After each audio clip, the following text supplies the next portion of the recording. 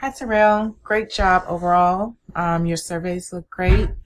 They provide detailed demographic data. For the 25 points, you received all of those. However, for saving the surveys as your appendix in the project, that wasn't done. So those 15 points weren't earned. For task 2, you were detailed about your 5 to 7 slides. You justified the information. However, I don't recall you justifying from the textbook. Let me double check. Don't see anything from the textbook. No citation from the textbook. Okay, yeah. And no, the textbook is not in your reference list either.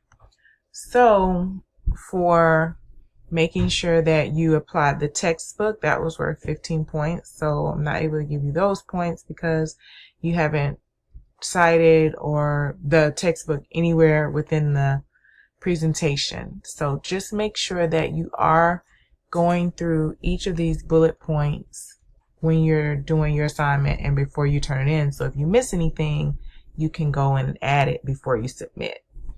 But as far as everything else in task 2, the bulk of that information was done, completed successfully. Your formatting, again, the appendix was not there, and which means that you have 2 separate documents instead of 1 document.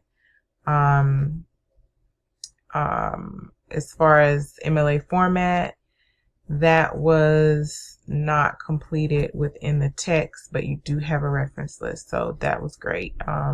So just work on increasing your research, making sure you're reading the fine print and meeting each of the details. And again, use the rubric as a checklist, because as you can see, that's what I'm using when I'm grading. And again, I'm highlighting those important areas that sometimes people tend to overlook. So make sure that you notice those as well when doing your work. But nice job overall, and thanks for sharing.